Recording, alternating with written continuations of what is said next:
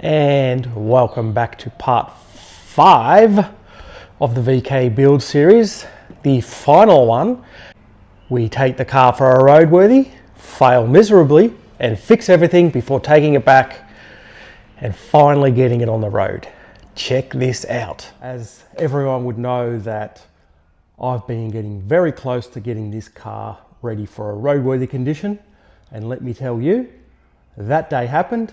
And it happened 2 days ago, and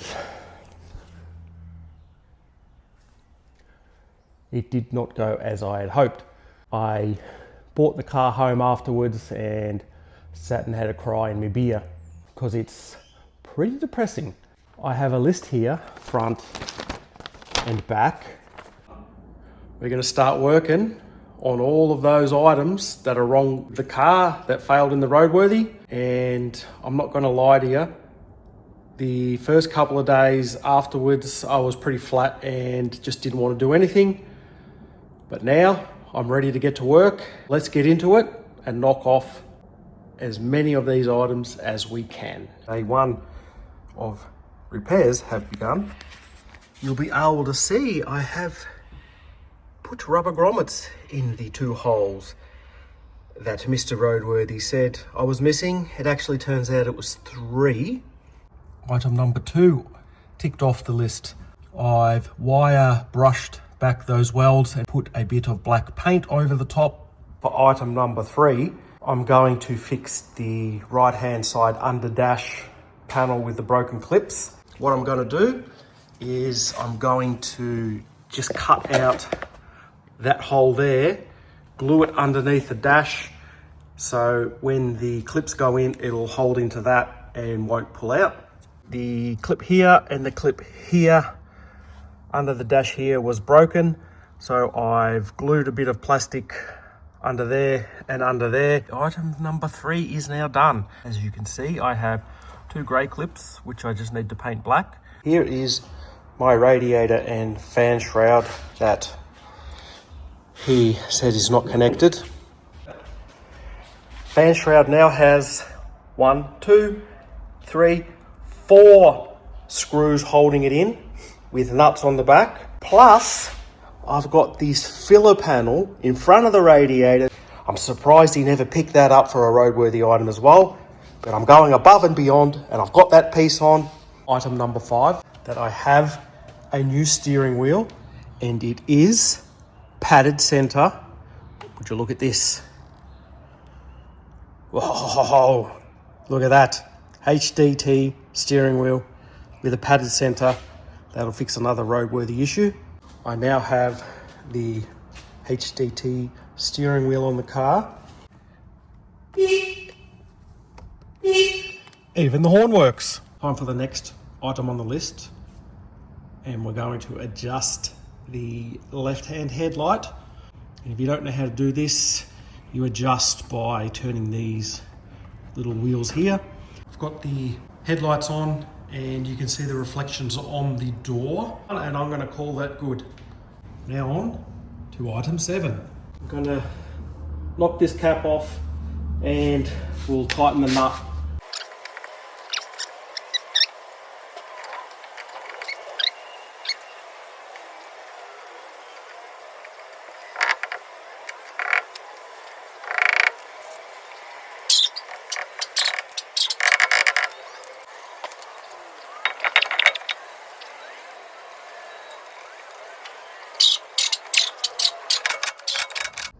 That is now item number 8 completed.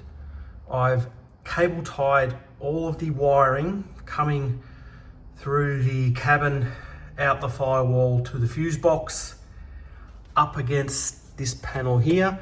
The next thing I'm going to tackle is the handbrake. Now he says that it didn't work. I'm going to take this button off, make it fit, and we'll get that working. Button removed, rubber handle removed. Let's give it a go. On, off, on, off. For item number 10, I had that little bit of surface rust just in the seam here. I put a bit of seam sealer on that and repainted that black. And that is done.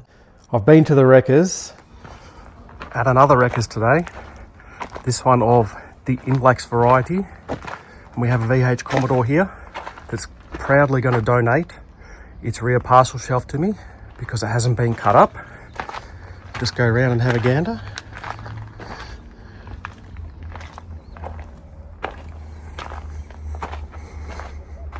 There we have it.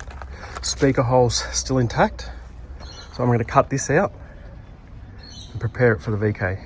As I said, I got both sides of the parcel shelf to repair mine, and the car that I got that out of as well also had a brake booster, so I also got that. Time to test fit the parcel shelf cuts. The good thing is that it's in blue, so it'll match somewhat of the paint of the car now. The bad news is the parcel shelf is still green in here, but we can fix that up as we go along. You'll get to see the butchery that has happened in here from the previous owner cutting these speaker holes out. Look at the crap holes that have been cut. They are massive. And look, this one's even cut all the way up to here. What a dodgy job. That is what that is meant to look like, and that's pretty much its final resting place. I'm going to have to make a piece for that because I don't have enough, and we can trim off, you know, all of this. But that's how butchered this parcel shelf is. I've got the means to fix it. I'm going to fix it. That's the first piece cut out. Not too bad fit. It needs to go back that way just a touch, because I just kind of lined it up with that hole there, and you can see that there's a gap there, so it needs to go that way a touch. Now I have the other side cut out. This one's a much closer fit, and you can see that spot that I need to just build out extra there. Just for S's and G's, I cut that little piece out as well. It's welded together. The weld is not perfect, but it'll hold. Cleaned up around the edges. Also cleaned up the back side as well. So that's ready to weld in. Before I get to the welding, the issue that I'm fighting with is how the hell am I going to weld this and not set fire to the interior? This is the setup that I've come up with that I'm going to try first. I've got my welding blanket over the back window, held up by some chassis stands, and what I'm going to do is tuck my head under here with the welder. We're going to get in there and we're going to tack it in. Here's my little cave. I've got a few tacks on the piece. I've got my light shining there. I've got a blanket against the window. I've got me jack stands holding up the welding mat, and I've done 1, 2, 3, 4, 5, 6, 7, about 10 tacks. I have the other side tacked in now, cramped in the back of the car with a welding blanket on your head, held up by jack stands and a light so you don't set anything on fire. It's so uncomfortable. Now I've got the fun task of fully welding it in. The welding has been done and also the painting has been done, and we are now with structural parcel shelf. Over the top of the welds I've put some seam sealer. I painted it with a brush. Now I'm not going to mask anything up and use a gun or anything crazy like that. It's just a quick coat to neaten everything up and make that look as good as it can be. Other than those big beads of weld, you would never know, would you? Here is said bolt cover. That's one. That's just fallen back off. That's nice. And 2. We're going to see if a set of VNSS extractors will fit on this motor and into a VK without any issues. This is the side with the crack, 2 loose bolts. This side was even worse. It had only 2 bolts that were tight, all the rest were loose, and there's one missing as well. I can get underneath, disconnect the whole pipe, get the Y pipe off, and then I can start removing these manifolds. The Y pipe is off. I've also got the extractor Y pipe sitting next to it. So this is the automatic one. This one is the manual one. Obviously this piece here isn't in as far as it can go. If you look at this piece here, these 2 pieces look very similar, especially up to where it splits. Now the automatic one has the O2 sensor in the pipe. The manual one does not, because the left-hand header is longer and it's in the extractor pipe, not in the Y pipe. This one looks very similar. They're almost identical in the same size. That one is a little shorter than the cast iron one. That is the crack in it. I've decided to test fit the extractor in. It fits in nice. Now I've got the passenger manifold off. This one actually had a gasket. Unlike the driver's side, if I just bring in the extractor, you can see how much longer it is here, and that should make up the difference on the Y pipe. Let's hope it all fits in. I now have this side fully bolted in. I have the exhaust all buttoned up. Now I'll jump underneath and I'll just show you what's going on under here. There we are, all bolted in. Now, I am an expert at taking this out and reinstalling it because I've done it so many times now. The only thing left to do now is start it and see how it sounds.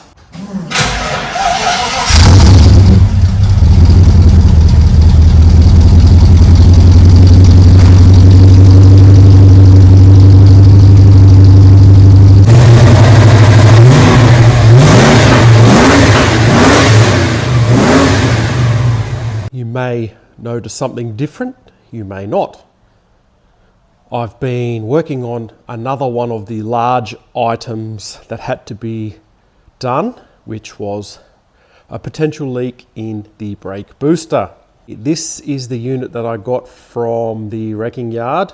It turns out to be a double diaphragm V8 brake booster, which worked well in my favour.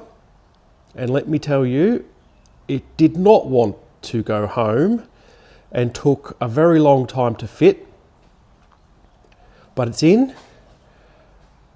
If you want any hot tips on what to do or what not to do with a brake booster, do not take it out by the 4 bolts on the back of the booster.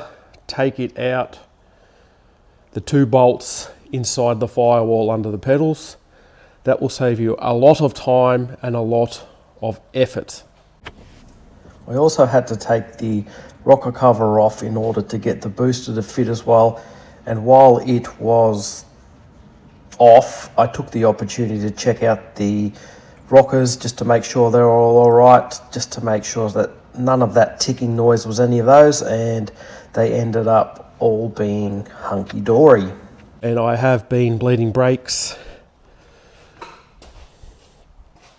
So they're all bled up and healthy. And I do now have a nice firm brake pedal, a nice hard pedal. But yeah, the next thing to tick off is painting up both side wheel wells on the rear. The other side's pretty similar. We'll just give it a coat of black paint, make it look nice and new, and we should be good in the wheel wells.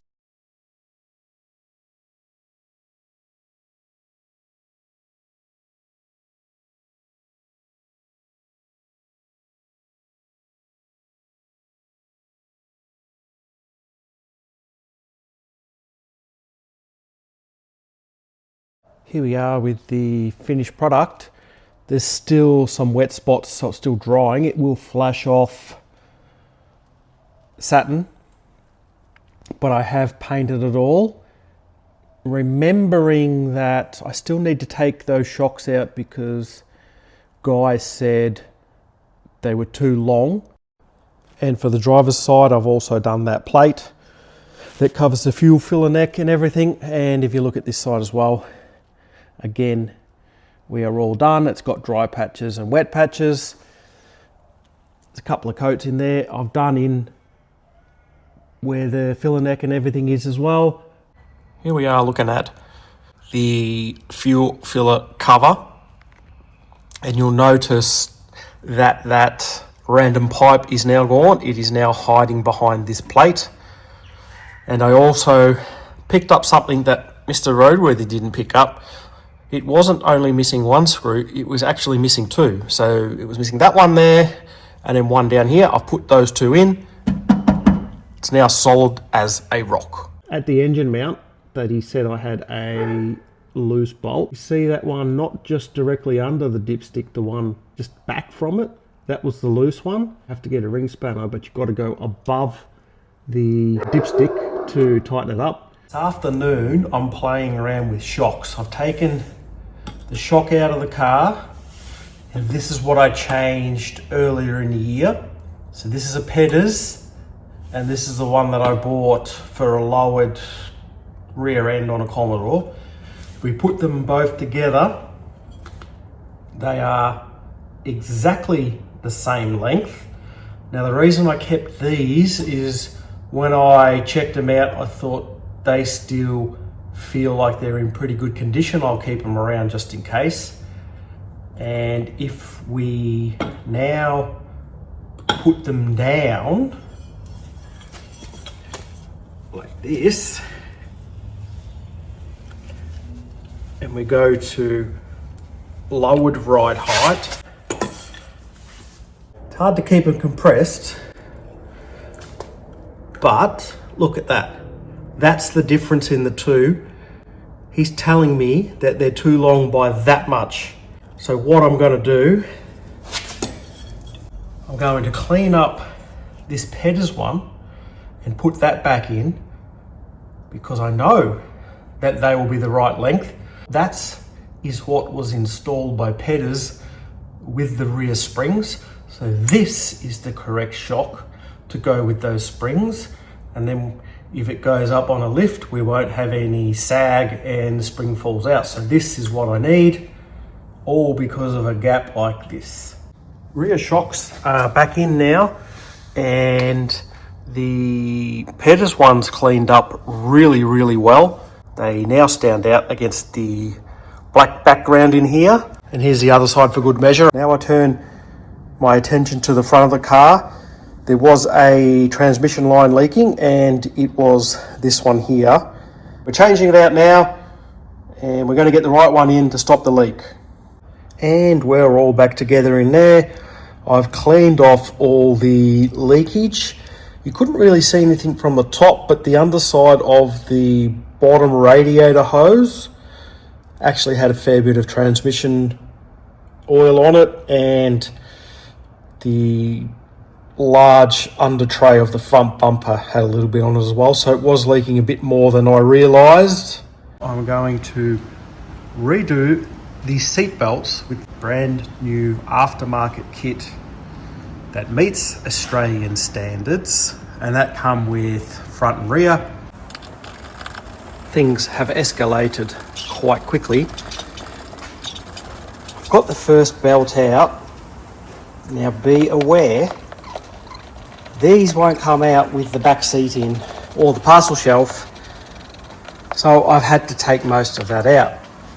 I haven't fully taken out the parcel shelf, I've just lifted it up because there's not enough room down here in that slot for the buckle and that top mount clip on the C-pillar to go through. So you've got to move your seat base forward, and if you've got a big thick parcel shelf like me, that's also got to go up so there's enough room for it to drop. through into the boot, because they come out through the boot, not inside the car. Also remembering that these are handed. I'm doing the left hand side. I didn't check, but I got my 50% right, and I've got the left hand one in. It's all in, and the only thing left to do is throw that plastic cover away. Is now put that on, and this part of it's done. There we go, that's better. That's better. That's the first part of the center belt in, on top of each other with a plastic washer and a spacer underneath, and just at 180 degrees opposite to each other, so when they come out through the seat they'll be in their right angles for their dangles. Before you bolt it in, you want to take this yellow thing off so your belt can extend when you need it to. There we have it. All new rear seat belts in and fastened correctly. I have installed the passenger front seat belt, but there is some slight modifications that need to happen in order to get them to fit. These say they're for VB to VL Commodore, but they come with a wiring loom to the buckle. We don't use that, so I've cut that off at the base here, and then I've just wrapped it with electrical tape.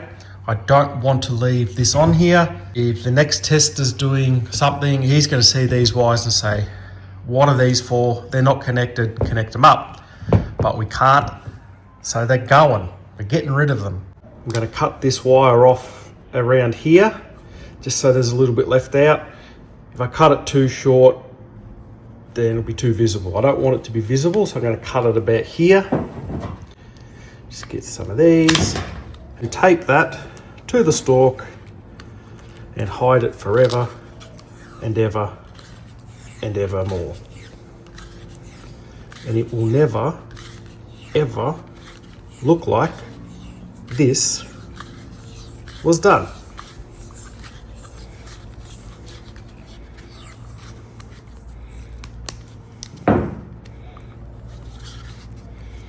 Stalk modified.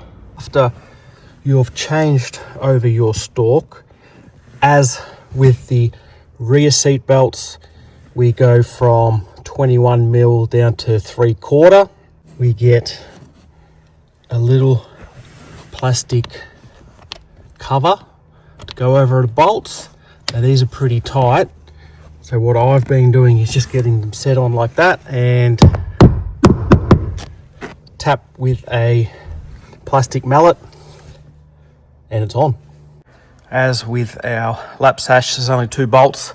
There's one up here, one down here, and again this one replaces with the 3/4, but this one here we have to reuse the old bolt because the new one will not fit. What these reproduction seat belt companies don't seem to realize is on these cars you have a fixed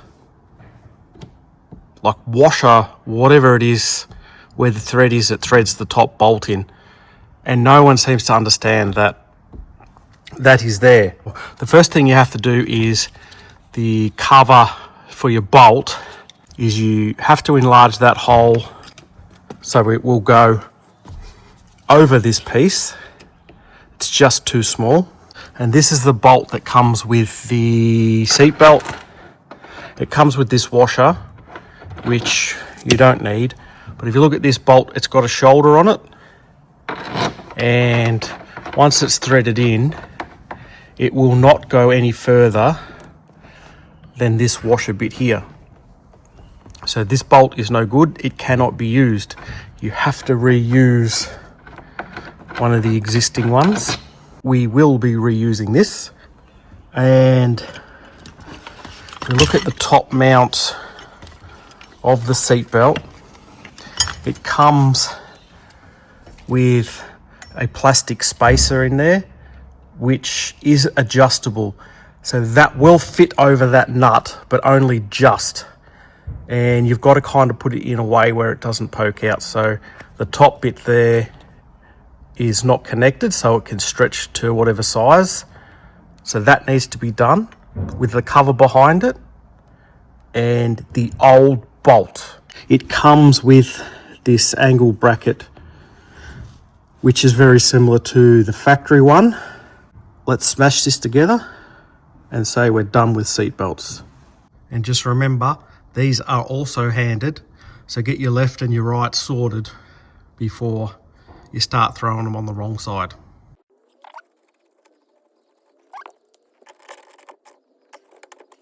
That's in and tightened. You want it to be able to do that. If it's fixed and won't move, you'll have trouble getting your seat belt on and it'll crinkle up because that won't move. So you want this to move like that. And then we can just clip our plastic together and it's done. Okay, let's give it a try. Oh, I'm liking it already. That is bloody magnificent. But this one makes putting your seatbelt on worth it. Let's put it on again and test it again. And test it out for a second time. Yes, yes. That's how you want a seatbelt to feel. Next item I'm going to address is the charcoal canister. I have to use the VR one, not the VK one. I've been to the wreckers and a lovely VN wagon has donated its charcoal canister to me. While I was also there, I ripped this off the car, which is the bracket that holds it. This is welded to the radiator support panel. Obviously I didn't have anything to cut it off, so I just bent it backwards and forwards until it sheared off. And we're going to somehow make this fit onto my radiator support panel and put it in the factory location. And this just is a really easy setup. It just goes under there, slides in, hooks on the bottom, and that's how it sits in the car. That's on the radiator support. Bada boom, bada bing. That factory location for the canister is right there underneath the top radiator hose. Some decisions have been made. Battery out, headlight out. So then if I'm drilling holes, I'm going to drill through there. I'll probably drill into the radiator, knowing my luck. But that's pretty much about where it is from factory. The only thing is your hoses and stuff come out here. I did grab the vacuum lines or whatever they are from the VN, so I do have new ones of those because I did cut these ones for the new location that was no good. The only thing I'll have to do is the breather for the fuel tank will just have to be extended to go down and reach the pipe. But other than that, that should be that. And we'll get a nice coat of blue paint on that bracket. Well, that wasn't too bad. The second hole is in that little indentation there, which was really hard to get started. Let's just fit it up. The bracket is painted. 18 hours later, the paint is still soft. So I need to be very careful with that.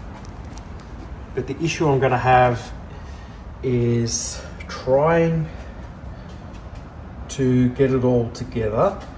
Now I can bolt the bracket to the radiator support and then try and fit the canister, but then the top radiator hose is going to get in the way and I won't be able to slide it down on top. So I think it's going to have to be fitted to the canister and then screwed on all as one unit. And that is going to be very difficult then to get the screws behind the back because there's just no access. Because we have the radiator lug supports and then the thingamabob is going to be right in front of where you want to access the screws. Now, I don't know which way I'm going to go yet, whether I put a bit of tape on the back of the screws and tape it to the back and then hope that I can screw the screw into the nut, but we'll see how we go, hey? There's a big fat chance of 0 of me getting this on with the radiator hose on, but let's just see how we go. And that, my friends, is how you waste many hours on relocating a charcoal canister that there was nothing wrong with in the first place. All back together again with our new canister in the correct place. On to the next thing. Next item on the list is, if you can see up there in here, I've got the fuel in and fuel return just touching up there. He is not happy with that, so I need to separate those. Well, I've ordered some spark plug lead holders, and I'm just going to put a double one in there to keep that separated, and I'll put another one in down here just to keep them separated and not moving, as this one's like, it's fairly solid, it's not going to go anywhere, but it's just not in that clamp there, and that should keep it solid. Me spark plug separators have come in, and as you can see, I've popped one there, and I've popped one there, then I've put a 3-piece one up there with a gap in the middle to keep those ones separated, and they should not cross over each other and rub. Another item on the list is we're leaking here at the plug for the speedo drive, and let's clean that up and tighten that bolt and see if that does the job, or it's time for a new seal if that doesn't work, because the amount of loose bolts I've found in this car is ridiculous. So it could be as simple as that. Next thing I am going to tackle is the handbrake.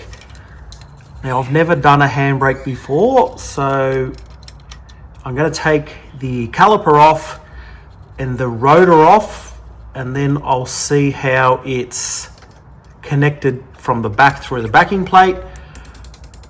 I am predicting that this rotor is going to be stuck, and then once I get it off, I predict that the handbrake shoes are going to be absolutely trash and need to be replaced.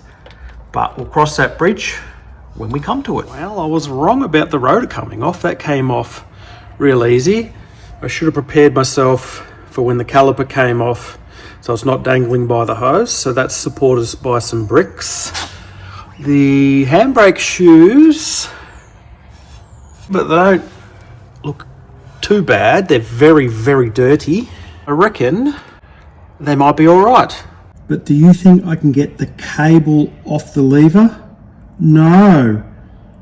If it's this hard to get off now, imagine how hard it's going to be to get on with the new cable. I've decided while I'm here, I'm going to replace a few things. This rotor here is pretty much shot. There's a big lip on the outside and the inside. I know that didn't get picked up on the last roadworthy, but pretty good chance it's going to get picked up on the next one. $100 gets you 2 rotors and a set of pads. So I've ordered those, but now I've still got to try and get that darn handbrake cable off that lever. What an effort. In order to get that cable off, I had to unbolt this from the backing plate, and it still didn't want to come off. Screwdrivers and lots of wiggling later, I managed to get it off. Just comparing the pair, old to new, look how small the old slot for the lever is compared to the new one. It's, 1.5 times the size. So I'm hoping that goes on a hell of a lot easier than that one wanted to come off. I've started rerouting this side of the cable. I have gone on top of the lower control arm, so it comes out through there. I've given the backing plate and the handbrake mechanism a clean, and it's come up all right. Those shoes look like they're in pretty good condition. There's no issue with those. There's still plenty of meat on them. Plus, I've painted up that bracket. Let's put it back on. Back under the car with this thing back on. That didn't go too bad at all. I did give it a good clean, so it's nice and without grime. I have also just gone along and popped it in that little seat there. We should have a brand new handbrake cable on the car. Postman Pat has been today and left me a package, and it's my new rotors and pads. New rear rotors and pads are on, and here is the driver's side. The only thing left to do now is adjust that handbrake cable, and we're done here. The next thing to do is start ripping into this front suspension again and getting those dodgy lower control arms off and fixing up the spring there. Let's rip into it. This is where I'm now up to. The whole front suspension on the passenger side is out, and here is that brand new control arm with the destroyed bush. So that's no good. And over here, I have the front strut with rotor still attached, so I can compress this spring and get this little bit of rubber that's poking its tongue out at me back in its home. After a bit of a fight, the spring and the seat is now sorted. It was sticking out around here somewhere before. It is now fully seated in. As you're probably aware, this unit with a rotor on is pretty darn heavy. Let's get it hanging back in the car and get that new arm on. Oh boy, hot tip, trying to put this back in with a rotor, it's heavy. Don't do it without a jack.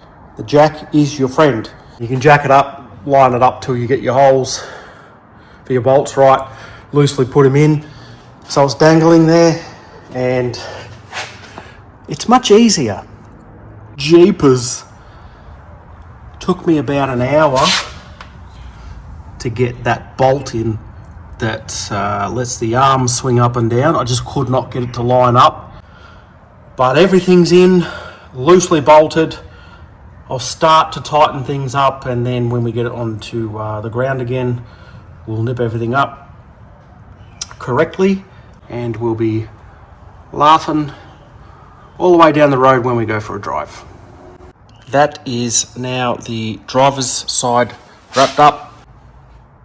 The new control arm is in, and I'll show you the one that I took out.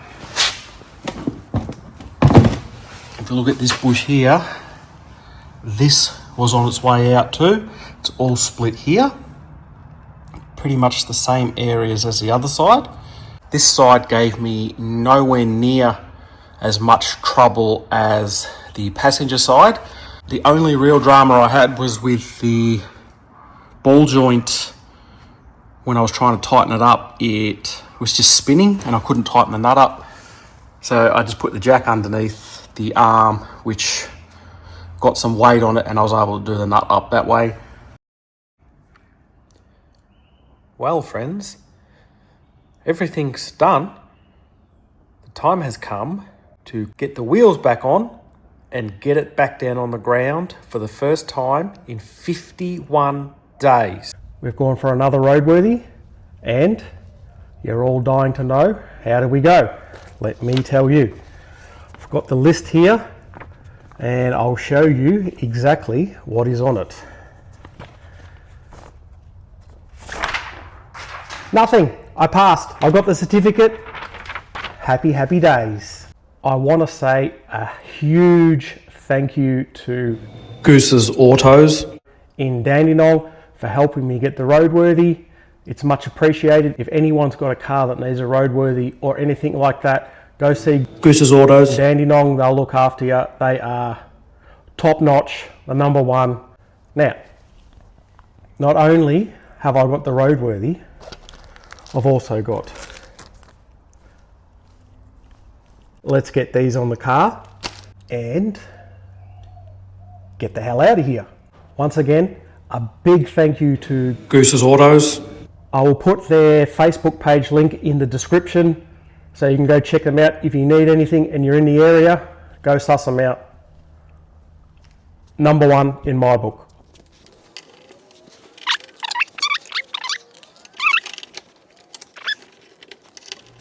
Now, just on the front of these cars, you can see there is a big V shape to these cars, and if you want to stick a flat plate on it, it doesn't really look good. So what I've done is I've just marked out the middle of the plate. I'm going to put a slight bend in it just to shape it to the bumper and not make it look funny. That's it. Just a couple of old rags and a brick on the ground, and put that little fold in it, which is quite easy, and it looks to fit pretty snug.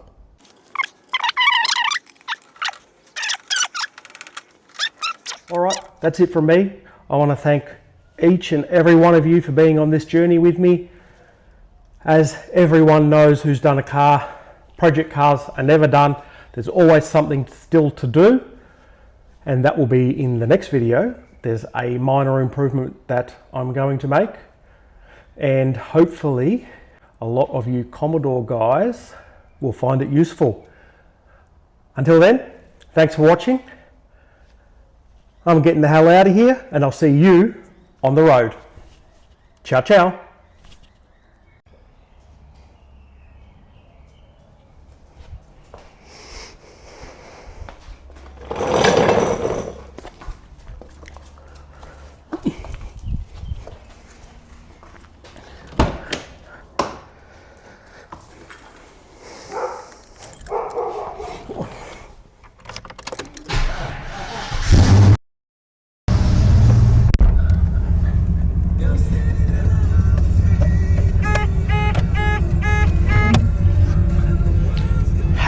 Happy days. We're on the road and we're driving everywhere. I'm driving this car at least 2 times a week and getting the most out of it.